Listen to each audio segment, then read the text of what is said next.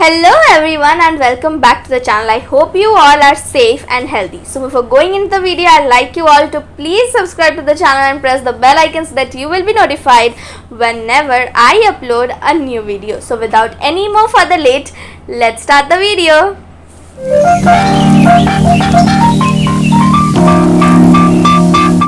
तो अगर आप लोगों को याद होगा, कुछ दिनों पहले मैंने एक वीडियो बनाया था अबाउट सीनियर सिटीजन्स और उस वीडियो के एंड में मैंने आपको बोला था कि हम लोग एक सीरीज़ शुरू करने वाले हैं हुज नेम इज़ मेरी आँखों के तारे एंड हम उस सीरीज़ में सीनियर सिटीजन्स के बारे में बहुत सारी चीज़ें डिस्कस करने वाले हैं। लेकिन ड्यू टू सम रीज़न्स मेरे कुछ एग्ज़ाम्स थे and due to some of those reasons मैं बहुत ज़्यादा बिजी हो गई थी and I couldn't shoot more videos on that topic and मैं वो सीरीज़ कंटिन्यू नहीं कर पाई थी।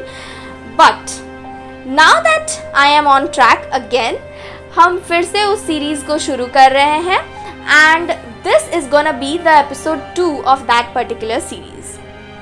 So let's start. Okay, so in the previous video of the series, that is the episode 1 of the series, I have discussed with all of you regarding some kind of a problem that the senior citizens go through in their home by their offsprings due to some or the other reasons. And it is quite evident that this is a great problem. It is a very major problem in today's society which is influenced by generation change and the change in the societal point of view, the change in norms and values, and also the overlapping of selfishness over respect and care. And there are also many other reasons which are not even visible yet. Okay, so moving on, it is very important to find a solution to this problem.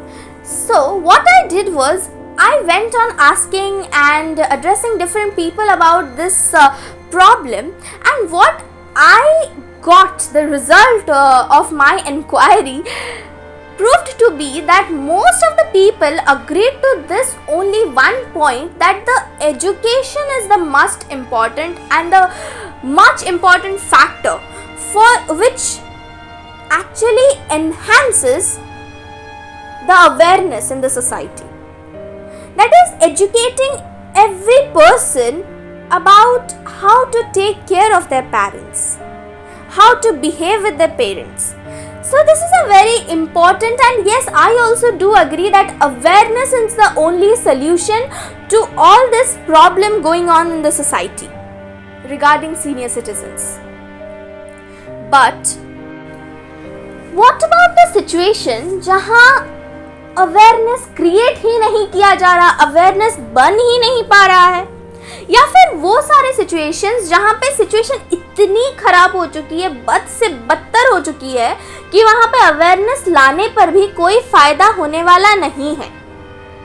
And it totally requires a solution, it requires a root solution so that this thing will stop. उस जगह पे क्या किया जाए, क्योंकि यहाँ पे उन वृद्ध व्यक्तियों की गलती ही क्या है? वो लोग सिर्फ यही सोचते हैं कि ये हमारा बेटा है या फिर ये हमारी बहू है, और ये सोच के वो लोग चुप रह लेते हैं। पर यहाँ पे उन बेटे और बहुओं के दिमाग में वो अवेयरनेस फिट नहीं किया जा पा रहा है, या फिर उन वृद्ध व्यक्तियों के लिए ये सल्यूशन नहीं ढूंढा जा पा रहा है। उस सिचुएशन में क्या किया जाए? अगर सिचुएशन इतनी ही खराब हो चुकी है, वहां पे इस प्रॉब्लम को कैसे फाइट किया जाए?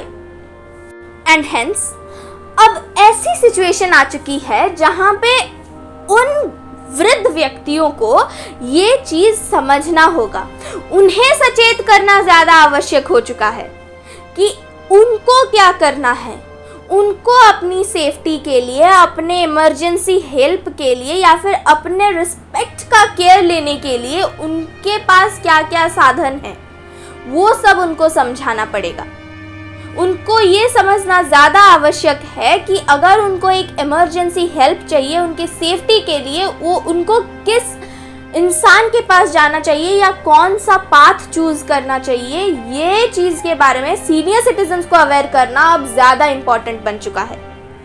First of all, here the senior citizens need to know that अब उनके सहायता के लिए बहुत सारे माध्यम बन चुकी हैं. There are a lot of NGOs that are working for the safety of senior citizens. There are lot of forums created for their help and their safety. और आजकल गवर्नमेंट भी काफ़ी सक्रिय हो चुकी है इस मामले में और वो भी काफ़ी सारे स्टेप्स ले रही है for the protection and safety of senior citizens. और उन्हीं में से कुछ फोरम्स और कुछ गवर्नमेंट फोरम्स के बारे में हम आज डिस्कस करेंगे. कुछ NGOs भी शामिल हैं उसमें, हम लोग उसके बारे में इस वीडियो में डिस्कस करेंगे. सो इस लिस्ट में पहला नाम आता है national helpline for senior citizens, that is 14567. ये गवर्नमेंट फोरम है जहाँ पे इस हेल्पलाइन को आप कॉल करते ही सीनियर सिटीजन्स को द वेरी फर्स्ट इंफॉर्मेशन जैसे कि डॉक्टर्स, हॉस्पिटल्स या फिर ओल्ड एज होम्स, ये सब सुविधाएं दी जाएंगी. और उसी के साथ एक गाइडेंस भी दिया जाएगा जो आपको लीगल वे में हेल्प कर सकता है या फिर पेंशन वगैरह के मामले में भी हेल्प कर पाएगा.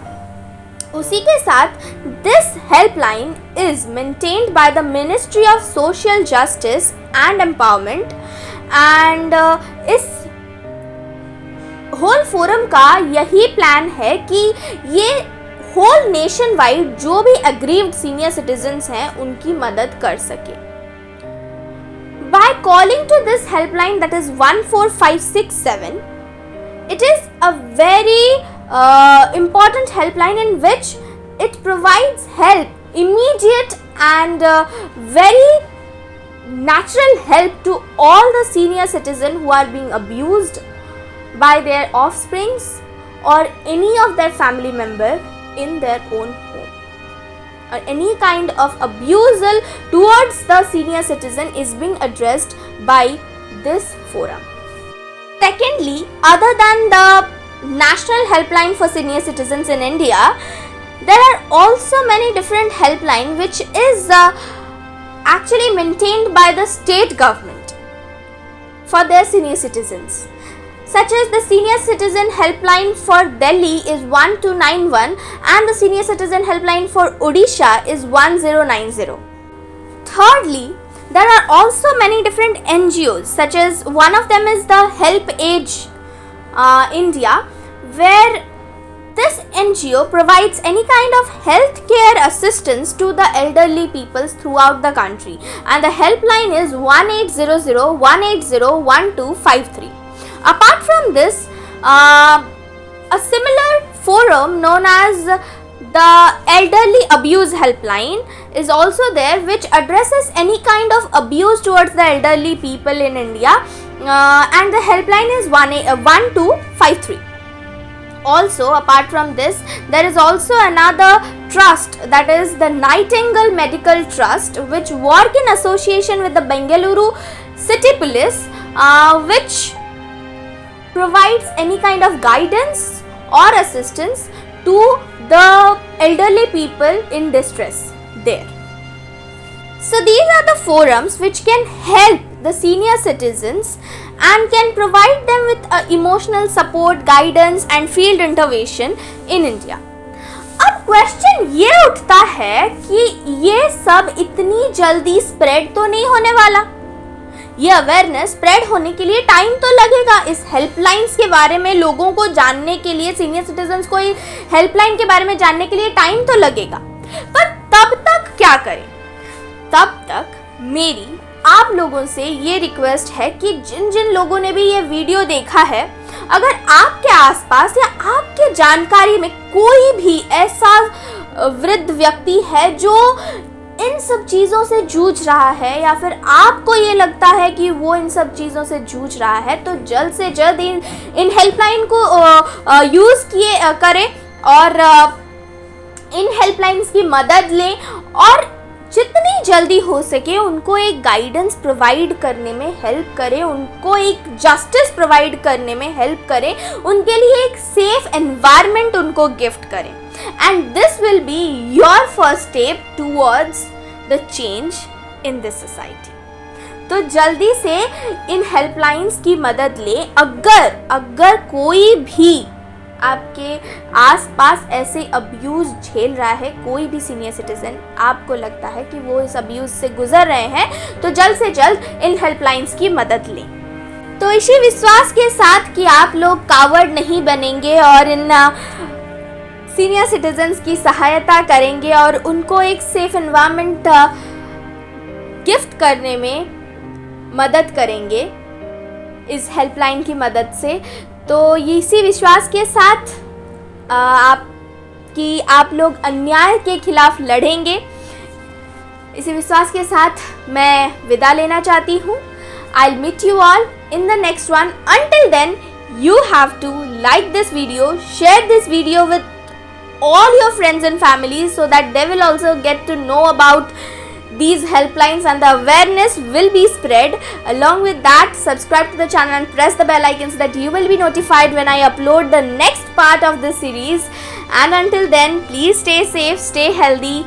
Thanks for watching.